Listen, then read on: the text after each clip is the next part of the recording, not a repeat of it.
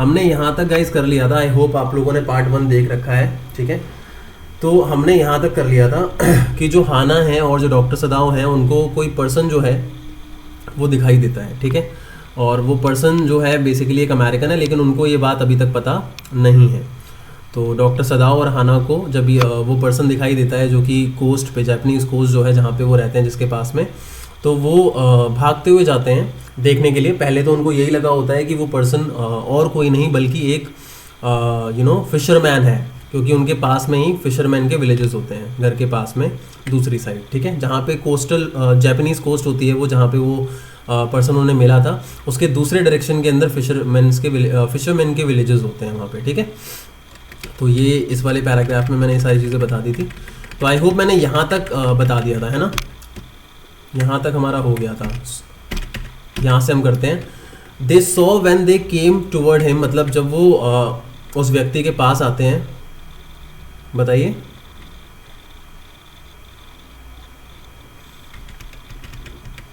Screen visible नहीं है? अगर किसी की विजिबल नहीं है तो डोंट वरी, आप उसको एग्जिट करके एक बार फिर से एंट्री कर लोगे तो आपको विजिबल हो जाएगी, ठीक है। तो अब यहाँ पे आगे बढ़ते हैं।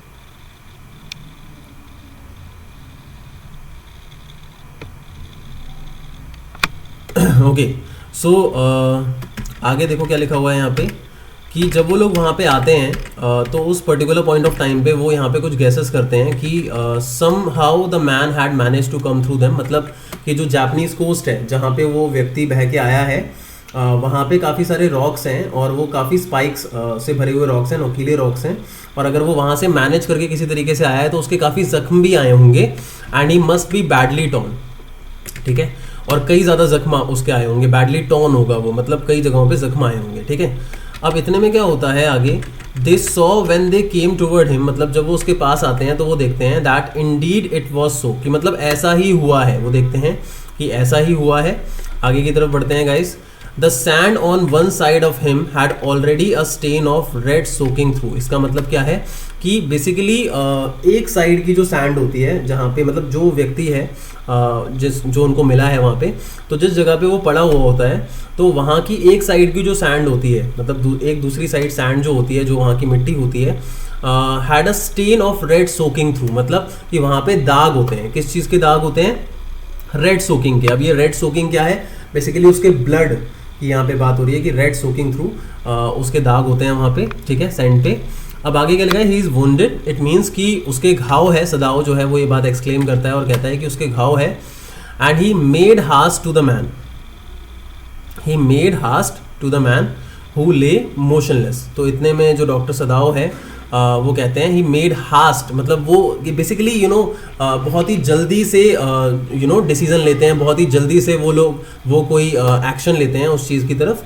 हास्ट का मतलब होता है जल्दी करना किसी चीज़ को लेके। He made haste to the man, वो उसकी तरफ आगे बढ़ते हैं। अब हम हु ले मोशनलेस, तो जिस व्यक्ति की हम बात कर रहे हैं वो मोशनलेस होता है उस जगह पे। मोशनलेस का मतलब क्या हुआ कि बिल्कुल भी मूव नहीं कर रहा होता।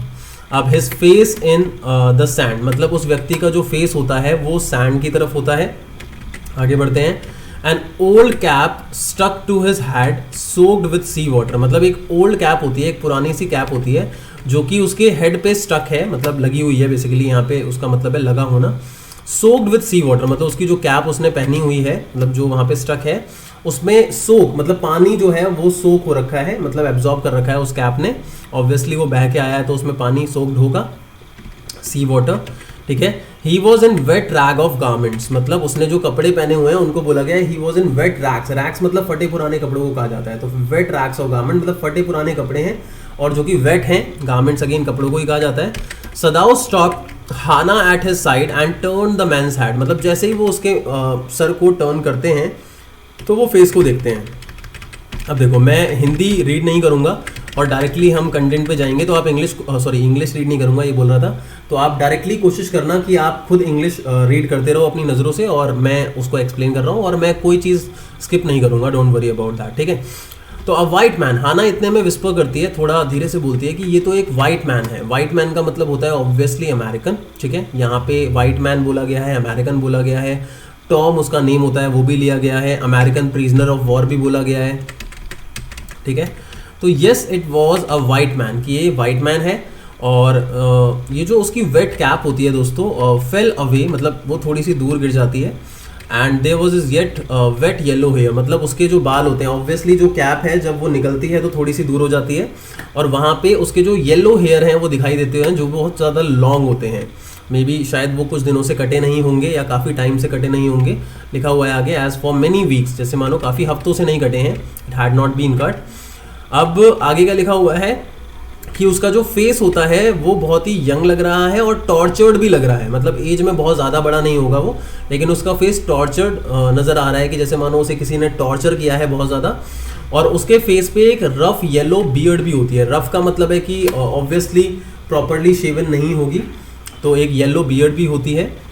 और ही वॉज अनकॉन्शियस, और कहीं ना कहीं वो बेहोश होता है। एंड न्यू नथिंग, मतलब उसको इस बात का अंदाज़ा नहीं होता कि डॉक्टर सदाओ उसके लिए क्या कर रहा है। तो wait a minute guys, wait a second, I am continuing the same, wait.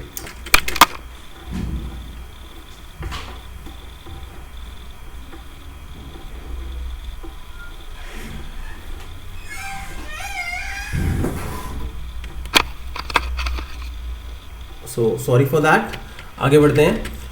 अब देखो आगे क्या होता है, जो डॉक्टर सदाओ है उसको याद होता है कि जो वॉन्ड है, वूंड मतलब बेसिकली यहाँ घाव की बात हो रही है, कि now Sadao remembered the wound and with his expert fingers. मतलब बेसिकली जब वो वहाँ पे आया था डॉक्टर सदाओ और उसने उस अमेरिकन को देखा, तो उस टाइम पे उसने उसके जो वूंड है, इट मीन्स जो घाव है, उसको वहाँ पे देखा।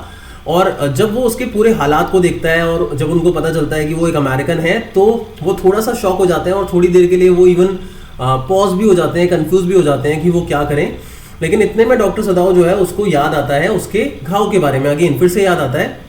और आगे क्या लिखा हुआ है कि डॉक्टर सदाओ की जो एक्सपर्ट फिंगर्स हैं, एक्सपर्ट फिंगर्स इसलिए बोला गया है क्योंकि वो एक एक्सपीरियंस डॉक्टर है, तो उसकी जो एक्सपर्ट फिंगर्स हैं वो वूंड को, इट मीन्स उसके घाव को सर्च करने लग जाती हैं, क्योंकि ऑब्वियसली जो ब्लड है वो किसी ना किसी घाव से निकला है, जो कि सैंड पे सोक हो गया है।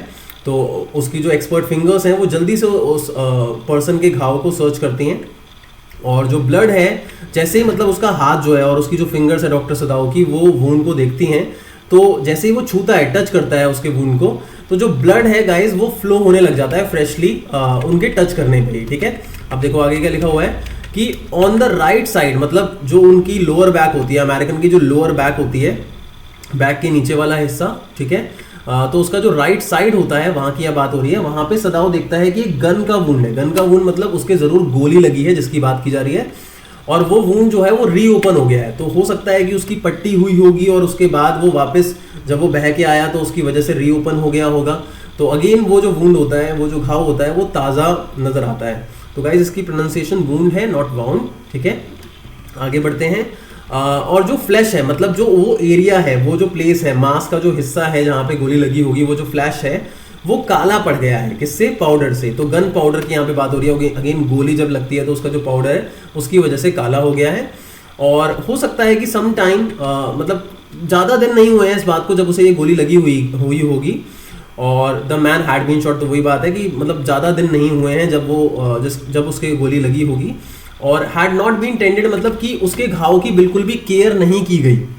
इसका मतलब गोली लगने के बाद उसके घाव की बिल्कुल भी केयर नहीं की गई है, और कहीं ना कहीं इसीलिए उसका जो घाव है, उसका जो जख्म है वो काफ़ी ज़्यादा गहरा है।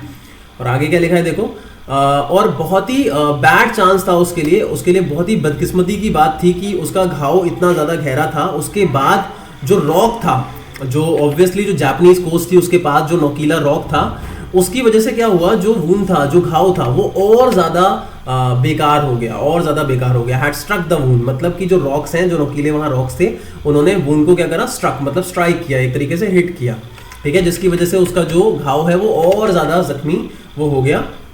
ठीक है, अब आगे देखो क्या लिखा हुआ है, हाउ ही इज ब्लीडिंग। मतलब हाना जो है वो धीरे से बोलती है कि देखो कितना ज़्यादा वो ब्लीड कर रहा है।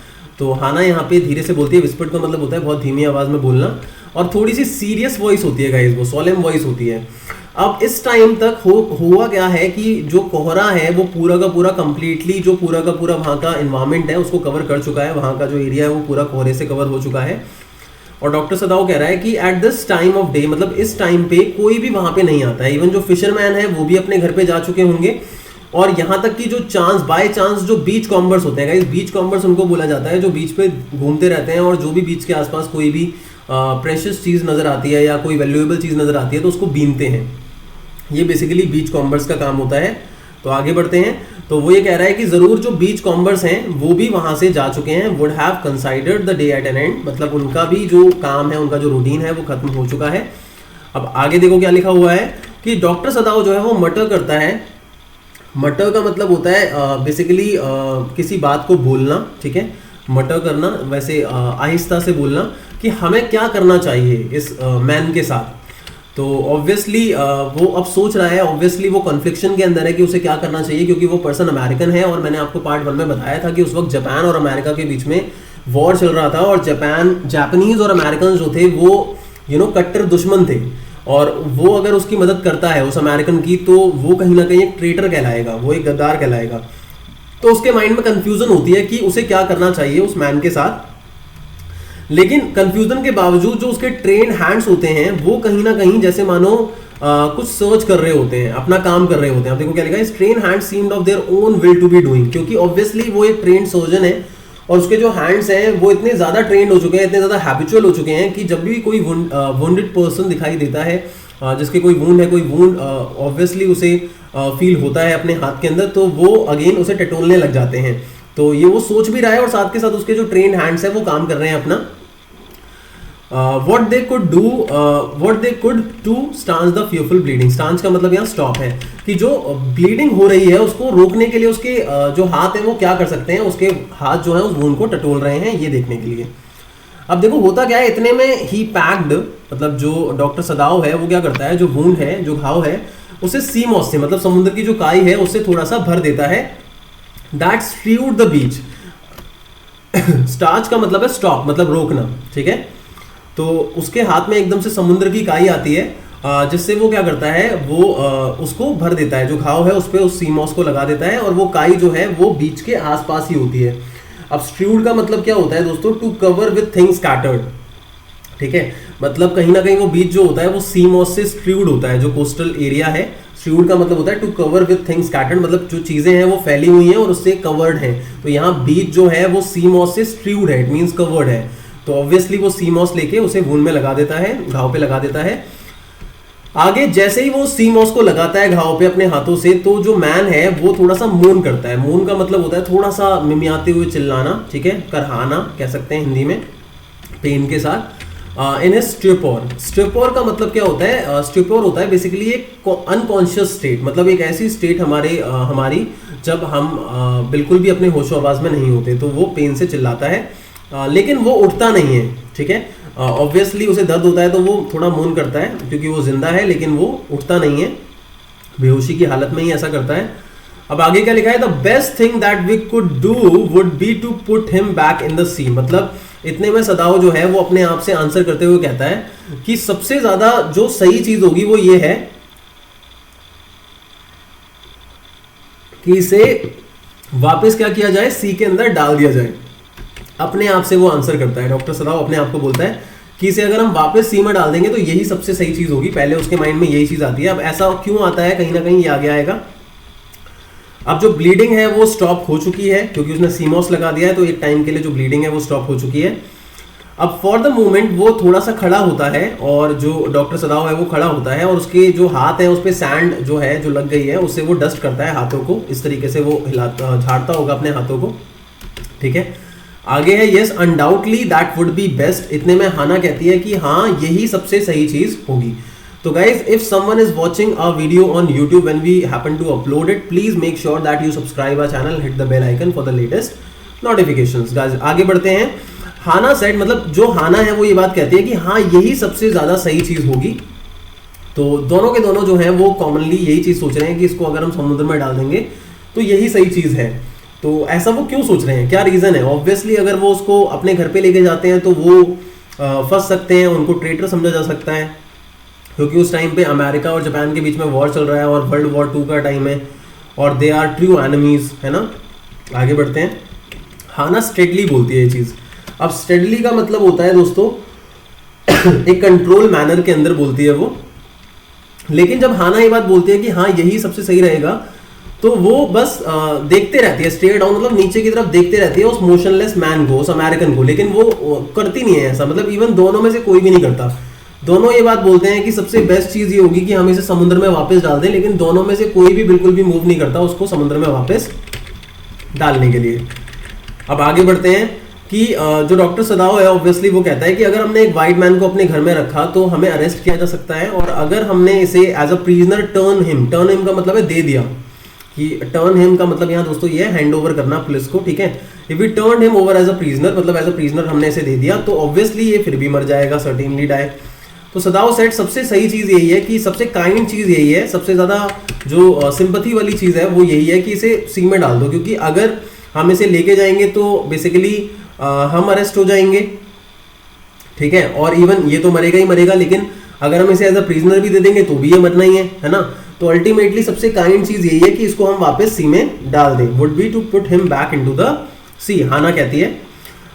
तो but neither of them move, पर उनमें से कोई भी मूव नहीं करता, वो दोनों के दोनों देख रहे होते हैं steering with a curious repulsion. अब रिपल्शन का मतलब यहाँ पे क्या है दोस्तों, रिपल्शन का मतलब होता है डिस्गस्ट, और क्यूरियस इसलिए है क्योंकि कहीं क्यूरियस का मतलब होता है काफी ज्यादा जिज्ञासा होना, तो विद अ क्यूरियस रिपल्शन मतलब एक पॉजिटिव वर्ड है एक नेगेटिव है।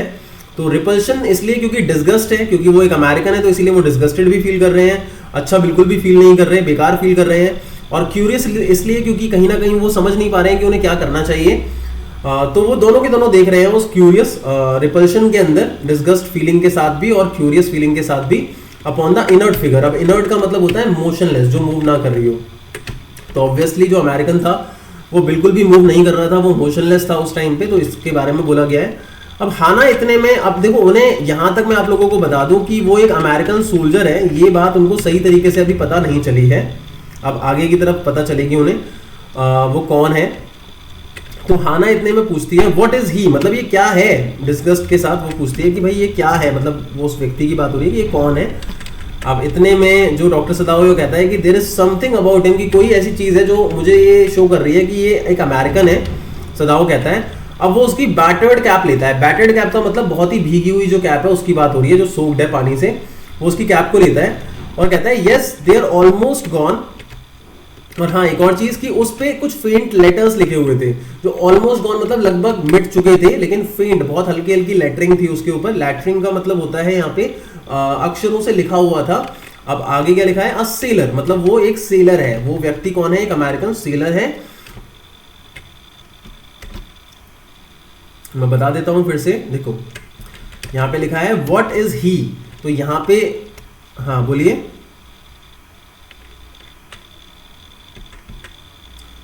देखो मैं बता देता हूं अगेन, देखो उनको ये बात पता है कि वो एक अमेरिकन है, नो डाउट। जब उन्होंने उसको टर्न किया तो ऑब्वियसली उन्होंने देखा व्हाइट मैन, लेकिन व्हाइट मैन के अंदर वो एक सोल्जर है। यहाँ पे इस चीज की बात हो रही है कि यार what is he, it means कि ये है कौन, मतलब अमेरिकन तो है बट उसमें ये कौन है, इसकी आइडेंटिटी क्या है, यहाँ पे इस चीज की बात हो रही है, ठीक है, क्लियर, ओके। और प्लीज रेज हैंड की जगह आप डायरेक्टली बोल देना, क्योंकि मैं यहाँ पे स्क्रीन पे इधर देख रहा हूँ, ठीक है, तो I won't be able to see who is raising hand. आगे बढ़ते हैं। There is something about him that looks American, कि भाई ये अमेरिकन तो है, लेकिन सदाओ सेड ये अमेरिकन तो है, लेकिन इतने में वो उसकी वेट कैप को लेता है और वहां पे गॉन लेटर्स, मतलब लगभग खत्म हो चुके थे लेटर्स, थोड़े फेंट थे, फिर लिखा था सेलर। तो ये एक सेलर है बेसिकली, एक अमेरिकन सेलर है, इसका मतलब एक सोल्जर है ये बेसिकली। ही सेड ये जरूर एक अमेरिकन वॉरशिप से है, मतलब अमेरिका को कोई वॉरशिप होगा, वॉर चल रहा है ऑब्वियसली, तो एक वॉरशिप होगा, उसका ये सेलर है। और वहां पे उसकी कैप पे लिखा था यूएस नेवी, तो ऑब्वियसली एक यूएस नेवी सोल्जर है ये। And the man was a prisoner of war, और ऑब्वियसली ये एक प्रिजनर ऑफ वॉर है। प्रिजनर ऑफ वॉर मतलब वॉर के टाइम का प्रिजनर। अब उन्होंने ये अंदाजा कैसे लगाया कि ये प्रिजनर है, क्योंकि उसके गोली लगी हुई है और लंबे बाल भी थे, और उसकी जो हालत थी उसको ये देख के लग रहा था कि वो कैप्टिविटी में होगा काफी टाइम से। कैप्टिविटी मतलब कि एक तरीके से उन लोगों के किसी ग्रुप के, या फिर कह सकते हैं जापानीज आर्मी के बंदिश में होगा, उसको बांध के रखा गया होगा, और किसी तरीके से जब ये भागा होगा तो हो सकता है इसकी गोली लग गई हो, तो ये प्रोबेबली सोचते हैं ऐसा। देखो आगे ये लिखा है कि हाना बोलती है धीरे से कि सॉफ्टली कहती है कि ही हैज एस्केप, शायद ये भागा है, एंड दैट इज व्हाई ये वुंडेड है, इट मींस इस घायल है। अब आगे क्या लिखा है, सदाओ कहता है कि भाई हाँ बैक पे लगी है इसके, और वो दोनों हेजिटेट करते हैं एक दूसरे को देखते हुए, लेकिन हाना इतने में रेजोल्यूशन के साथ, मतलब काफ़ी ज़्यादा फिक्स और दृढ़ता के साथ, दृढ़ निश्चय के साथ ये बात बोलती है, फाइनल एक स्टेटमेंट देती है, कम हम दोनों ही इसे सी में डाल देते हैं। अब ऐसा वो ऐसा इसलिए कह रही है क्योंकि अब उन्हें समझ में आ गया भाई ये सोल्जर है, वो भी एक अमेरिकन सोल्जर, जिसकी वजह से हमारी कंट्री के कितने लोग जो हैं वो जाने गंवा रहे हैं। तो यहाँ पे वो रेजोल्यूट होके जब उसे पता चल जाता है भाई ये सोल्जर है वॉरशिप का और प्रिजनर ऑफ वॉर है, तो उसके अंदर शायद एकदम से इमोशंस जो हैं वो रेज हुए होंगे और वो बोलती है कि चलो अब इसे सी में डाल देते हैं वापस। तो इतने में सदाव पूछता है कि अगर मैं एबल हुआ डालने के लिए तो क्या तुम एबल होगी, क्या तुम डालोगी इसे? तो इतने में हाना कहती है नहीं मैं नहीं डालूंगी, क्या पता तुम इसे अकेले डाल दो। ठीक है, तो हाना जो होती है वो पूरी श्योर नहीं होती क्योंकि ऑब्वियसली वो लोग इंसान हैं और वो किसी को ऐसे सी में डाल दे तो यार बड़ी अजीब बात है, मतलब जैसे मारना ही हुआ किसी को, तो बड़ी वर्स्ट फीलिंग होगी उनके लिए। तो सदाव जो है वो हेजिटेट करता है और वो कहता है कि द स्ट्रेंज थिंग इज, की बहुत अजीब बात ये है कि that if the man were whole, देखो इस लाइन का मतलब क्या है, ध्यान से सुनना। If the man were whole का मतलब ये है कि अगर ये जिंदा होता या अगर ये पूरा ठीक होता, if the man were whole का मतलब है कि अगर ये पूरा ठीक होता, तो ये चीज़ ध्यान रखना कि अगर ये पूरा ठीक होता तो शायद मैं इसे विदाउट डिफिकल्टी पुलिस को दे देता और मुझे बिल्कुल भी फर्क नहीं पड़ता कि ये कौन है कौन नहीं है, ये एक अमेरिकन है और सारे के सारे अमेरिकन मेरे दुश्मन हैं, all American are my enemy, और ये भी उन्हीं की तरह एक कॉमन फैलो है। तो ऑब्वियसली तुम देख सकती हो कि कितना फुलिश फेस है इसका, तो यहाँ पे वो इरिटेशन में बोल रहा है क्योंकि ऑब्वियसली अमेरिकन और जापानीज जो हैं वो दुश्मन है और वो एक यूएस नेवी सोल्जर है, तो वो उसको डिस्गस्ट शो करते हुए, इरिटेट होते हुए उससे बोल रहा है कि देखो कितना बेकार चेहरा है इसका, भद्दा सा चेहरा है, बेवकूफ़ इंसान है ये, तो फ्रस्ट्रेशन निकाल रहा है अमेरिकन पे। लेकिन देखो ये वुंडेड है इस टाइम पे, ये घायल है और अगर हम इसे डालते तो यहाँ पे ये लाइन जो है ये अलग है थोड़ी, ये हाना ने बोली है। तो यहाँ पे जो डॉक्टर सदाव है दोस्तों, इस पैराग्राफ में इससे ये पता चलता है कि डॉक्टर सदाव एक ट्रू नेशनल है और वो बिल्कुल भी केयर नहीं करेगा इस चीज़ का कि ये कौन है कौन नहीं है, और इसे वो डाल देगा सी के अंदर या फिर वो पुलिस के हवाले कर देगा। बट यहाँ पे प्रॉब्लम ये आ रही है कि वो एक घायल इंसान है और घायल इंसान के साथ ऐसा करने में उसे थोड़ी सी हिचकिचाहट हो रही है। अब आगे बढ़ते हैं। You also cannot throw him back to the sea, तो वही धाना कहती है कि उसे कैसे डालें, ना तो पुलिस को दे सकते हैं अभी। Then there is only one thing to do, कि चलो इसे घर पे लेके चलते हैं। वो दोनों के दोनों इस कंक्लूजन पे आते हैं कि चलो इसे घर पे लेके चलते हैं। तो सदाओ इतने में जो हाना है वो ये बात कहती है, तो सदाओ कहता है कि लेकिन अगर सर्वेंट्स की हम बात, सर्वेंट्स का क्या, मतलब सर्वेंट्स अगर उनको पता चलेगा तो सदाओ ये बात हाना से पूछता है। ठीक है, आगे बढ़ते हैं दोस्तों। We must simply tell them that we intend to, मतलब वो हमें उनको बस ये बोल देना है कि यार हम इसे पुलिस को देने वाले हैं। ठीक है, एंड एज इंडीड हमें देना भी है। तो सदाओ मतलब वो सदाओ को रेफर करते हुए बोले, सदाओ हमें तो वैसे भी देना ही है, तो ऑब्वियसली हम उनको यही बोलेंगे कि हम इसे पुलिस को दे देंगे। और हमें सोचना पड़ेगा बच्चों के बारे में भी और तुम्हारी पोजीशन के बारे में भी, क्योंकि वो एक one of the best surgeons था, है ना। तो इट वुड, क्योंकि अगर हमने ऐसा नहीं किया तो इसकी वजह से इंडेंजर, मतलब हम सारे खतरे में पड़ जाएंगे अगर हमने इसको नहीं दिया, हैंड ओवर नहीं किया। We did not give this man as a prisoner of war, हमने इसे नहीं दिया पुलिस को या कह सकते हैं आर्मी को, तो हम खतरे में पड़ जाएंगे। तो डॉक्टर सदाओ भी यही बात कहता है, अग्री करता है वो कहता है कि I would not think of doing anything else, कि मतलब कुछ और करना तो बिल्कुल भी सही होगा ही नहीं। तो चलो पहले लेके चलते हैं इसे घर की तरफ, है ना। अब आगे बढ़ते हैं। तो दोनों अग्री करते हैं इस चीज़ से और दोनों के दोनों लिफ्ट करते हैं उस मैन को, और वो बहुत ही लाइट होता है, लाइक अ फोल। It means basically I think ये बाज को कहा जाता है। Will you please confirm, FOWH बाज को ही कहा जाता है ना, ये चील या बाज। ठीक है, तो like a foal that had been half starved, मतलब जैसे एक बाज है जो हाफ स्टार्व्ड है, मतलब जिसने खाया नहीं है कुछ भी। एक पक्षी होता है बेसिकली, बहुत समय से जिसने कुछ खाया ना हो। तो यहाँ कंपैरिजन किया जा रहा है उसका। तो यहाँ पे उसी अमेरिकन के बारे में बताया जा रहा है कि वो अमेरिकन इतना ज़्यादा लाइट था, इतना ज़्यादा हल्का था, जैसे मानो उसने काफ़ी टाइम से कुछ खाया नहीं है, और जैसे मानो एक बाज जिसने खाया ना हो और उसके सिर्फ पंखों का और उसके स्केलेटन का, मतलब उसकी जो हड्डियां हैं उसका वजन सिर्फ होता है। इसका मतलब वो अमेरिकन जो है वो बहुत ही ज़्यादा वीक होता है उस टाइम पे, बहुत ही थिन होता है, बहुत ही ज़्यादा पतला होता है। तो obviously so his arms hanging, तो उसके आर्म्स जो होते हैं वो हैंग कर रहे होते हैं उस टाइम पे। और वो किसी तरीके से अपने स्टेप्स से, मतलब जो सीढ़ियाँ हैं जहाँ से वो उतर के आए थे अपने कोस्टल हाउस से, उस पर वो चढ़ते हैं और into the side door of the house, मतलब जो हाउस का साइड डोर है वहाँ से ऊपर चढ़ते हैं और डोर जो है वो ओपन होता है इनटू अ पैसेज। पैसेज एक चौड़ा सा थोड़ा सा रास्ता होता है and down the passage they carried the man towards an empty bedroom. फिर उसके बाद डाउन द पैसेज मतलब पैसेज जो चौड़ा सा थोड़ा सा एक रास्ता है, गैलरी काइंड ऑफ है, वहाँ से वो एक एम्प्टी बेडरूम के अंदर उसको लेके जाते हैं उस अमेरिकन को। और ये रूम सदाओ के फादर का हुआ करता था उनकी डेथ से पहले तक, और उसके बाद इस रूम को बिल्कुल भी यूज़ नहीं किया गया है और वो उस मैन को उस डीपली मैटेड फ्लोर पे डाल देते हैं। डीपली मैटेड फ्लोर मतलब कि बहुत ही डीपली मैटेड का मतलब दोस्तों ये है कि उस पूरे रूम के अंदर ज़्यादा जो एरिया होगा वो मैट से कवर होगा, इसीलिए उसको डीपली मैटेड फ्लोर बोला गया। मैट एक तरीके की फ्लोरिंग हम कह सकते हैं जो घरों के अंदर लगाई जाती है। और जापान के अंदर दोस्तों जो लोग होते हैं वो मैट्स पे, ज़मीन पे ही सोते हैं, वो बेड्स का यूज़ नहीं करते, क्योंकि बेड्स जो है वो अमेरिकन कल्चर की निशानी है, तो वो ऑब्वियसली इसका यूज़ नहीं करते हैं, बहुत कम करते होंगे अगर करते भी होंगे तो इस टाइम पे, क्योंकि वो ट्रू पैट्रियट होते हैं और ज़्यादातर वो अपने ट्रेडिशन को और कल्चर को ही फॉलो करते हैं। ठीक है, everything here had been Japanese, मतलब उस रूम के अंदर स्पेशली अगर देखा जाए तो जो ओल्ड मैन है, मतलब उसके जो फादर थे ऑब्वियसली वो एक ट्रू पैट्रियट थे, जापानीज थे, और उनके रूम के अंदर जितनी भी चीज़ें होती हैं वो सारी प्योर जापानीज होती हैं। और वो कभी भी अलाउ नहीं करेंगे, he would never in his own home sit on a chair, कि वो कभी भी किसी चेयर पे नहीं बैठेंगे या किसी फॉरेन बेड पे नहीं लेटेंगे, क्योंकि ऑब्वियसली उनको ये सब कुछ पसंद नहीं होता, उन्हें सब कुछ जापानीज कल्चर का ही पसंद होता है। ठीक है, उस टाइम पे जब उनके फादर जिंदा होते हैं। तो Hana went to the wall cupboards, मतलब वॉल के पास जो कबर्ड्स होते हैं, अलमारी होती है, वहाँ पे जाती है हाना और स्लिड बैक अ डोर, मतलब जो डोर है उसको वो स्लाइड करती है। मतलब ऑब्वियसली उनका डोर जो होगा वो नॉर्मल जैसे हमारा डोर होता है वैसे नहीं होगा, क्योंकि अगेन ये अमेरिकन कल्चर या वेस्टर्न कल्चर से ही आता है। स्लाइडिंग डोर्स जैसे होते हैं उसकी बात यहाँ की जा रही है कि उनके डोर जो हैं वो स्लाइडिंग डोर्स हैं। और took out a soft quilt, इतने में वो एक क्विल्ट निकालती है। क्विल्ट एक रजाई को बोला जाता है। और वो हेजिटेट करती है कि the quilt was covered with flower silk, मतलब कि जो क्विल्ट है उस पर जो सिल्क फ्लावर्स हैं, मतलब सिल्क एक धागा होता है उससे फ्लावर्स बने हुए हैं, बहुत प्यारे प्यारे सुंदर। और इवन जो उनकी लाइनिंग्स है, मतलब जो उनकी सिलाई का धागा है वो भी प्योर वाइट सिल्क का होता है और वो बहुत ही सुंदर रजाई होती है और ऑब्वियसली वो काफ़ी कॉस्टली होगी। तो कहीं ना कहीं वो अमेरिकन काफ़ी डर्टी है या गंदा है, ब्लड भी निकल रहा था, तो उससे वो सब कुछ गंदा हो जाएगा, तो वो थोड़ा हेजिटेट करती है कि he so dirty, she murmured in distress, गुस्से में थोड़ा सा वो डिस्ट्रेस में बोलती है। और आगे की तरफ बढ़ते हैं अब हम।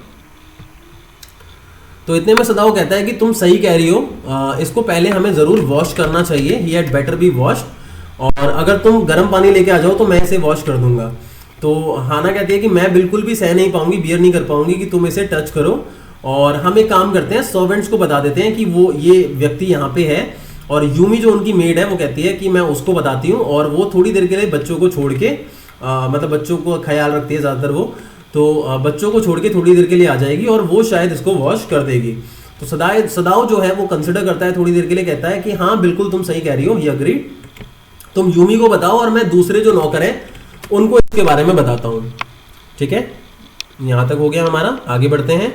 अब देखो इतने में क्या होता है, जैसे ही वो अटर पैलर का मतलब क्या होता है दोस्तों, अटर का मतलब तो एब्सोल्यूट होता है, और पैलर का मतलब वैसे तो हमने एलिमेंट्री स्कूल में करा था, पेल फेस को बोला गया था, लेकिन यहाँ पैलर का मतलब पेलनेस है, मतलब वीकनेस भी कह सकते हैं, पेलनेस भी कह सकते हैं, कि उस बंदे का, उस अमेरिकन का जो उस मैन का जो अनकॉन्शियस फेस होता है, जो होश में नहीं है, उसके ऊपर जो पैलर होता है, जो पेलनेस होती है, जो बहुत ही ज्यादा होती है, अटर मतलब बहुत ही ज्यादा होती है, वो कहीं ना कहीं मूव्ड हिम, मतलब डॉक्टर सदाओ को मूव कर देती है, मतलब इमोशनल कर देती है, कि वो थोड़ा सा झुकता है, स्टूप मतलब झुकता है, और वो उसकी पल्स को देखता है, मतलब उसकी ऑब्वियसली नर्व्स को देखता है, हाथ की नर्व्स को देखता है कि वो जिंदा है या नहीं है, क्योंकि वो काफी ज्यादा पेल नजर आता था उसका फेस, जैसे मानो वो मरा हुआ है।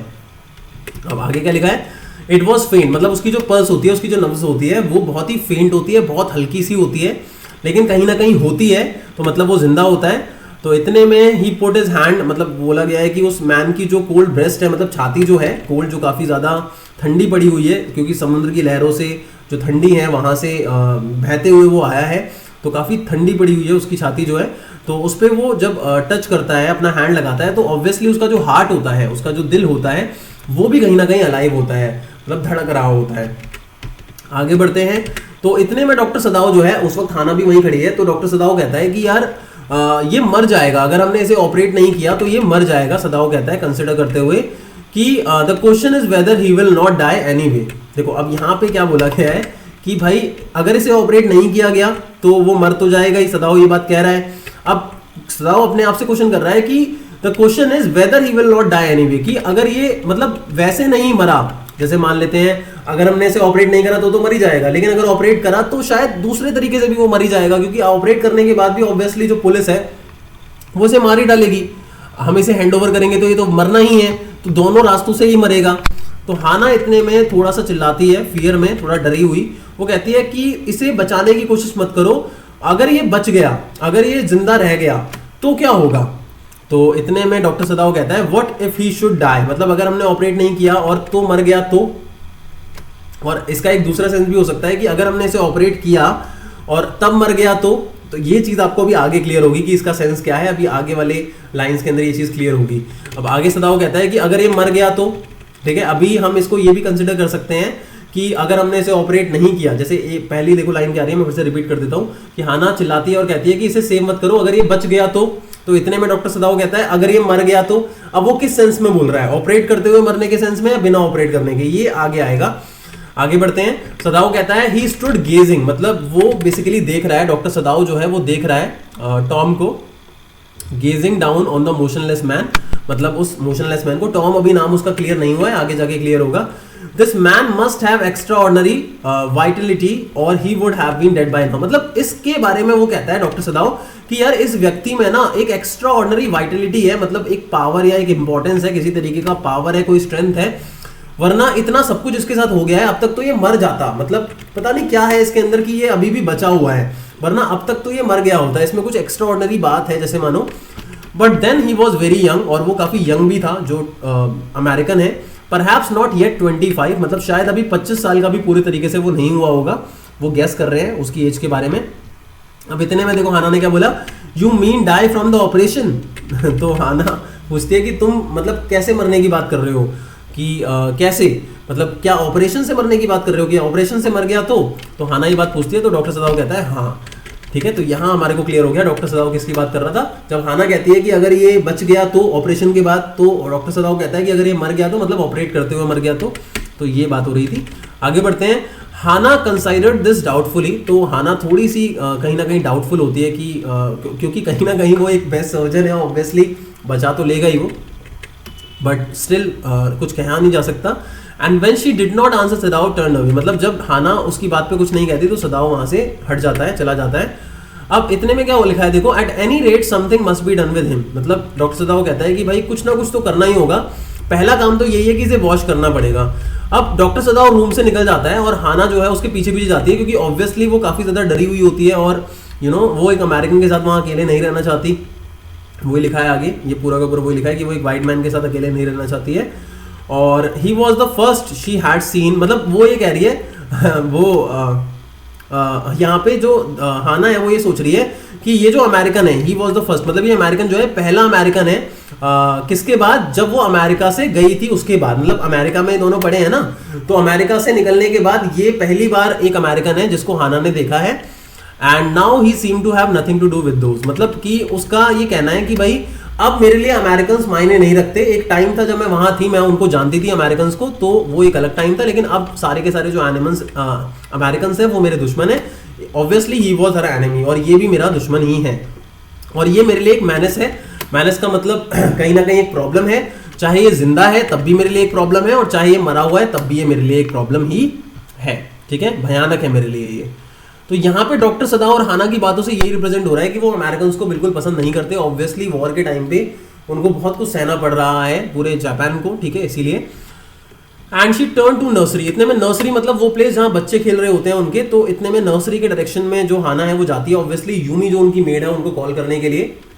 अब जब हाना की आवाज़ आती है तो बच्चे जो है वो आवाज़ हाना की अपनी मदर की सुन लेते हैं, और जब वो आवाज़ सुन लेते हैं तो ऑब्वियसली हाना को थोड़ा समय वहाँ पे बिताना पड़ता है, और बच्चों के सामने एक फेक स्माइल करनी पड़ती है, क्योंकि वो नर्वस है, ऑब्वियसली स्माइल करनी पड़ती है बच्चों के सामने, और अपने एक बेबी बॉय के साथ खेलना पड़ता है जो लगभग 3 महीने ओल्ड ही है, मतलब 3 मंथ्स ओल्ड ही है, मतलब 3 महीने पहले ही बच्चे का जन्म हुआ होगा।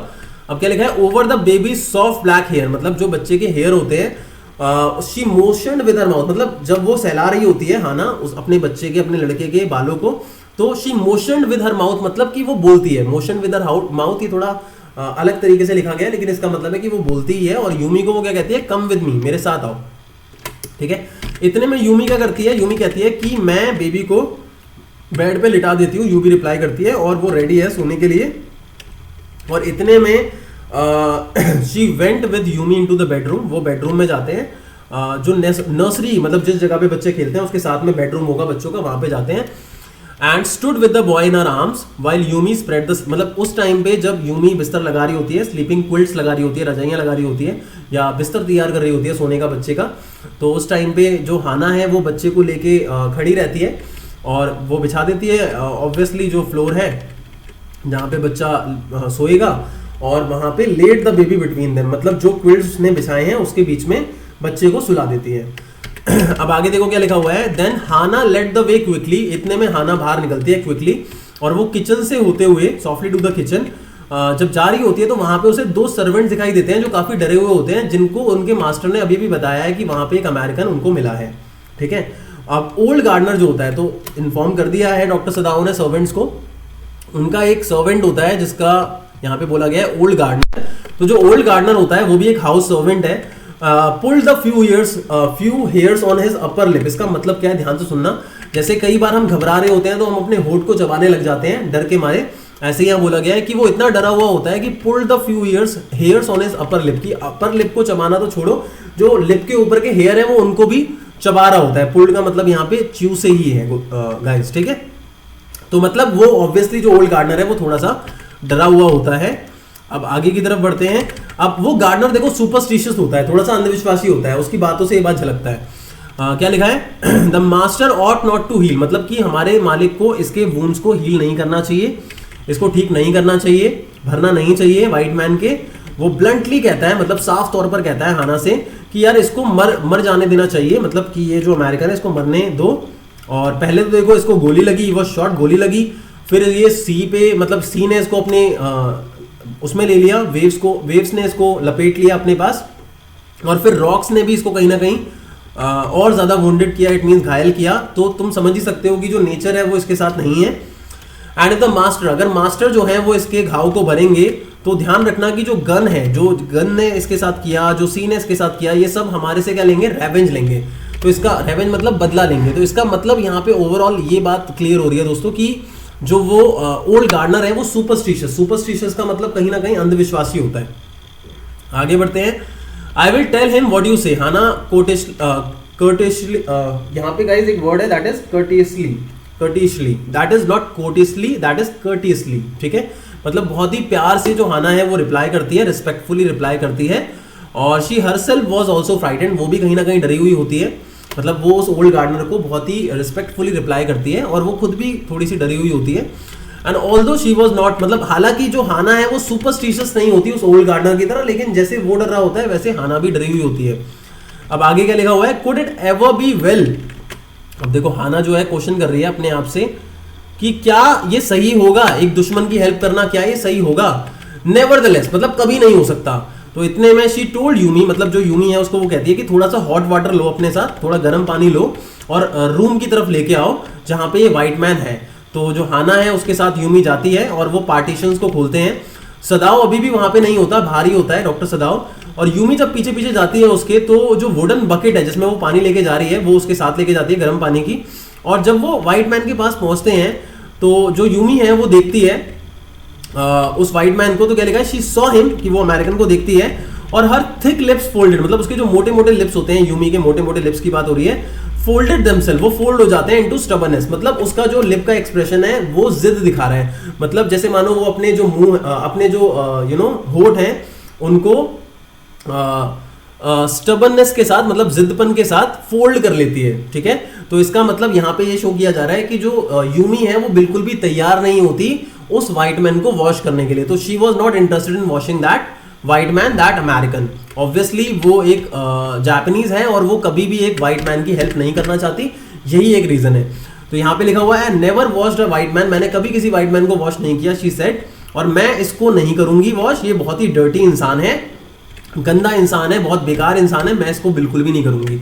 अब हाना चिल्लाती है उस पर सिवरली, सिवरली का मतलब बहुत ही ज्यादा गुस्से के साथ, एग्रेसिव बिहेवियर के साथ जो हाना है वो चिल्लाती है यहाँ पे स्ट्रिक्टली, और वो कहती है कि जो तुम्हारे मास्टर तुम्हें कहेंगे तुम्हें करना पड़ेगा यूमी। अब आगे क्या लिखा है, there was so fierce a look of resistance. Fierce का मतलब होता है अगेन एग्रेसिव, मतलब देयर वाज सो फायर्स मतलब एक एग्रेसिव लुक होता है दोस्तों। रेजिस्टेंस का मतलब होता है किसी भी चीज का विरोध करना, मतलब जो यूमी है उसके फेस पे एक फायर्स मतलब बहुत ही एग्रेसिव लुक होता है। रेजिस्टेंस मतलब विरोध का, जो उसकी मास्टर मतलब हाना कह रही है उसके विरोध में इतना ज्यादा तगड़ा एग्रेसिव लुक उसका होता है यूमी के राउंड डल फेस पे। डल फेस है उसका, मतलब फीका सा फेस है। तो हाना जो है अनरीजनेबली अफ्रेड फील करती है, मतलब ऑब्वियसली वो उसकी नौकर है तो उसे अफ्रेड क्या फील करेगी, लेकिन पता नहीं क्यों जो हाना है वो उसके उस एग्रेशन को देख के, उसके उस फेस को देख के, उस पे रेजिस्टेंस को देख के, उस एक्सप्रेशन को देख के वो अनरीजनेबली मतलब बिना किसी रीजन के थोड़ा सा डर जाती है। अब आफ्टर ऑल अगर सर्वेंट्स जो हैं उन्होंने रिपोर्ट कर दिया इसके बारे में पुलिस को या किसी और को, तो क्या होगा, जो हाना है वो इस चीज को लेके थोड़ी सी डरी हुई है। ठीक है, आगे बढ़ते हैं, इस पेज को खत्म करते हैं अभी। Well very well she said with dignity. इतने में जो हाना है वो डिग्निटी के साथ, रिस्पेक्ट के साथ कहती है कि यू अंडरस्टैंड वी ओनली, मतलब देखो यूमी तुम समझने की कोशिश करो कि हम बस ये चाहते हैं कि ये सेंसेस में आ जाए, मतलब ये ठीक हो जाए, एक तरीके से होश में आ जाए, ताकि हम इसे एज अ प्रिजनर यहां से मतलब पुलिस को हैंड ओवर कर सकें। तो यूमी कहती है कि भाई मैं क्या करूं इसके अंदर, मैं तो एक पुअर पर्सन हूं और ये मेरा काम तो है ही नहीं जिसके लिए मुझे हायर किया गया, मेरा काम थोड़ी है ये कि अमेरिकन को मैं वॉच करूं। तो इतने में हाना कहती है जेंटली, तो जाओ अपना काम करो, जो तुम्हारा काम है जाओ वो करो। तो गुस्से में कहती है हाना ये बात। जब यूमी यहाँ से चली जाती है तो this left Hana with the white man alone. तो व्हाइट मैन के साथ वो अकेले वहां रुक जाती है। वैसे वो रुकती नहीं है अलोन, आपने पहले देखा था, क्योंकि वो डरती है कहीं ना कहीं, लेकिन इस टाइम पे she might have been too afraid to stay, मतलब शायद वो इतनी ही ज्यादा डरती वहां पे स्टे करने के लिए। ध्यान से सुनना ये लाइन कि वैसे तो वो डरती है और वो अलोन वहां नहीं रहती। डॉक्टर सदाओ भी जब जा रहा था तो हाना वहां से निकल गई थी पहले, लेकिन अभी वो वहां से नहीं जाती। क्यों नहीं जाती, वो डरती, लेकिन कहीं ना कहीं हैड नॉट हर एंगर, मतलब उसका जो गुस्सा है यूबी के जिद पे वो ज्यादा होता है कहीं ना कहीं, जो उसके अंदर अभी भी सस्टेन कर रहा है, सस्टेन मतलब एग्जिस्ट कर रहा है हाना के अंदर। यूमी को लेके जो गुस्सा है, यूमी ने जो मना किया उसको लेके जो गुस्सा है वो अभी भी हाना के अंदर है, और शायद उस गुस्से के चलते वो वहां से नहीं जाती है और वो डर के बारे में भूल जाती है। अब देखो वहां पे खड़े हुए जो हाना है वो क्या बोलती है, स्टूपिड यूमी, कितनी बेवकूफ है ये। शी मटर्ड, वो कहती है, ठीक है, फायर्सली मतलब ऑब्वियसली एग्रेसिवली कहती है, is this anything but a man, मतलब ये तो सिर्फ एक मैन है, and a bounded helpless man, मतलब ये एक हेल्पलेस मैन है। तो ये यहां तक गाइज आज हमारे को करना है। ये वाला पैराग्राफ मैं आप लोगों के लिए छोड़ रहा हूं, आप लोगों को ये करना होगा। मैं इंपॉर्टेंट क्वेश्चंस अभी बता देना चाहता हूं अगले 2 मिनट के अंदर, थोड़े से जो अभी तक रेज हो सकते हैं, ठीक है, तो मैं उसके बारे में पहले बता देना चाहता हूं। तो देखो अभी तक अगर हम क्वेश्चंस की बात करें तो हमारे क्वेश्चंस क्या क्या रेज हो सकते हैं, अगर मैं पूछता हूं आपसे तो हमारे कौन से क्वेश्चंस रेज हो सकते हैं। तो सबसे पहला जो क्वेश्चन गाइज रेज हो सकता है अभी तक पार्ट 2 तक, वो ये है कि डॉक्टर सदाओ कौन था, उसको अमेरिका क्यों भेजा गया था 22 की एज पे। दूसरा, डॉक्टर सदाओ हाना से कैसे मिला। तीसरा, डॉक्टर सदाओ के फादर जो थे वो कैसे इंसान थे, मतलब ये क्वेश्चंस अभी तक आ सकते हैं। चौथा, कि सर्वेंट्स का रिएक्शन क्या होता है जब अमेरिकन के बारे में उनको पता चलता है। हालांकि अभी कंप्लीट नहीं हो पाएगा क्योंकि आगे भी हम पढ़ेंगे उन्होंने बाद में क्या किया था, बाद में वो जॉब को छोड़ के चले गए थे। और इसके अलावा आपका एक क्वेश्चन है कि डॉक्टर सदाओ को जापानीज कोस्ट पे कौन मिला था और वो किस कन्फ्लिक्शन को फेस कर रहा था। ये कुछ क्वेश्चंस हैं जो अभी तक बनेंगे। तो आई होप आप लोगों को अभी तक जितना भी मैंने बताया है वो पूरा का पूरा समझ में आ गया होगा और कोई भी डाउट नहीं होगा। और मैं आप लोगों को स्ट्रांगली सजेस्ट करूंगा कि जो भी स्टूडेंट्स अभी इस लाइव लेक्चर को ले रहे हैं, गाइज आप रीड अप जरूर करा करो, चीजों को रीड अप जरूर करा करो। जैसे मैंने अभी पढ़ाया, एक बार फिर से इसको रीड करके देखना। जब इसको फिर से रीड करके देखोगे तो आपको डाउट्स आएंगे, तो अगेन आप याद कर सकते हो, या जब मैं रिकॉर्डेड सेशन भेज दूंगा तो आप उस वक्त इसको देख सकते हो, ठीक है। तो इसको रीड अप जरूर करना है। एंड जो भी लोग YouTube पे बाद में इस वीडियो को देखेंगे गाइस, प्लीज मेक श्योर आप लोग हमारे चैनल को सब्सक्राइब जरूर करो, बेल आइकन को हिट जरूर करो। अब हमारी 12 बजे का जो टाइम है, दोपहर का 12 बजे का टाइम, इसको मैंने सेट किया है वीडियोस को अपलोड करने को लेके। And please spread some positivity and take the things in a positive manner. कई बार मैं देखता हूँ कि अगर वीडियो डालने में लेट हो जाता है तो बच्चे इस तरीके से बोल रहे होते हैं जैसे मानो मैंने उनका कर्जा ले रखा है। तो ऐसा नहीं होना चाहिए, because I am doing this on my own, because I want कि आप लोगों का भी कुछ सपोर्ट हो, ठीक है। अब दूसरी चीज ये कि कहीं ना कहीं ये जो चैप्टर है ये थोड़ा लेंदी है, तो मेक श्योर कि आप हर एक पार्ट को बहुत ही अच्छे तरीके से देखो, तभी आपको ज्यादा अच्छे से समझ में आएगा।